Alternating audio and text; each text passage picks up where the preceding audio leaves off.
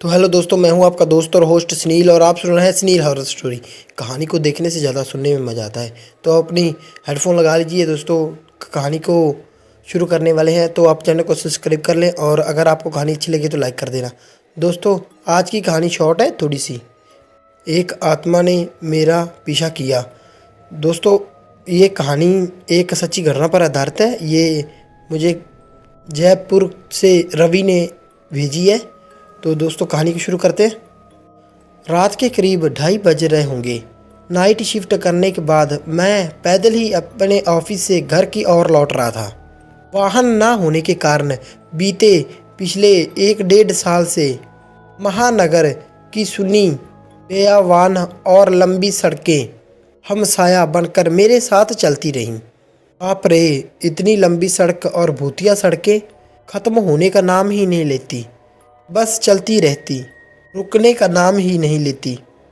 कहीं ऐसा घंघोर अंधेरा कि पैर कहाँ पड़ रहे हैं पता ही न चले, तो कहीं खंबे की लाइट से उल्टे सफ़ेद इल्मलाते हुए प्रकाश में नहाती सड़कें की खूबसूरती देखते ही बनती है। रोजाना का स्ट्रीक होने के कारण अब इन सुनी और अंधेरी सड़कों से मुझे बिल्कुल भी डर नहीं लगता। इन्हीं सुनी और बेयान सड़कें पर दिन भर इतना ट्रैफिक और चहल पहल रहती है कि एक कदम पैदल चलना भी बहुत ही मुश्किल हो जाता है। मई की बेहराम गर्मी, माथे पे चोता हुआ पसीना और अचानक तभी हल्की हल्की ठंडी लगना। माथे से पसीने के टकराती ठंडी हवा इतनी शीलता प्रदान करती है। ऐसे में कौन बेवकूफ़ होगा जिसका मन गुनगुनाने को नहीं करेगा। गुनगुनाते हुए मैं आगे बढ़ ही रहा था कि अचानक आँखों के एक जगह पर जाकर ठिठर गई।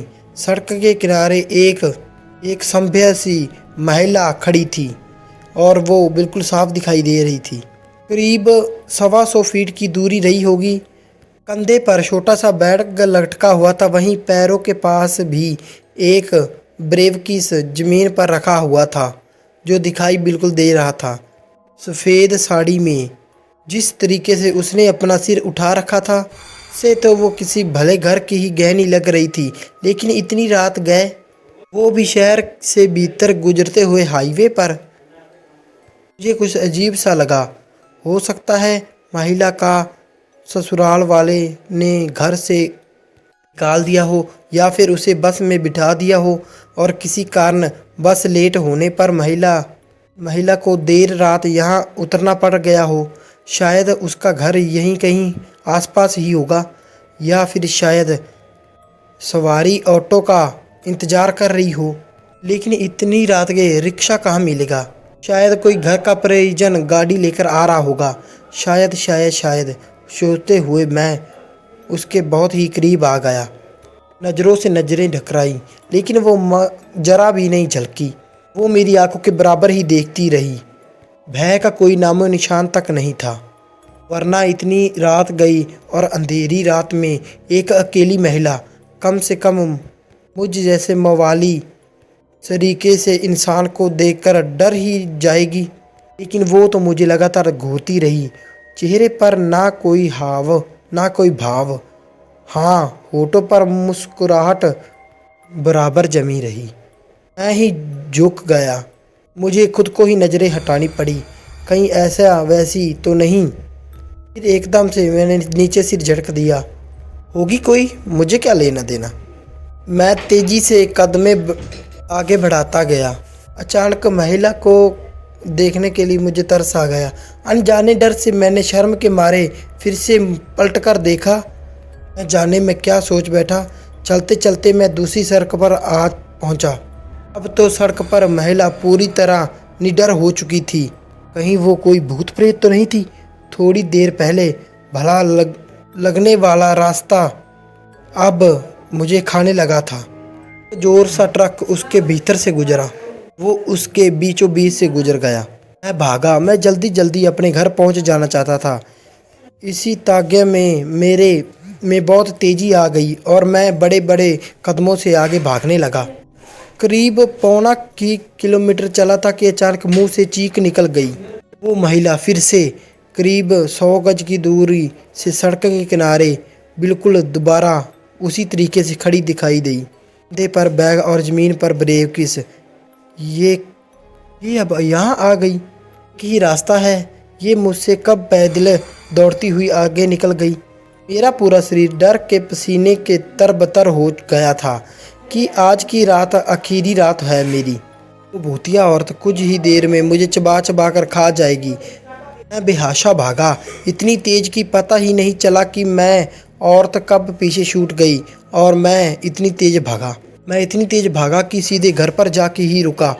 सांसें इतनी तेज चल रही थी कि मुझे अपने आप को सांस लेने में भी परेशानी आ रही थी। घर के बाहर कुछ पल खड़ा रहकर अपनी सांसें पर कंट्रोल किया। तभी मैं घर पहुंच गया और पूरी रात मुझे नींद नहीं आई।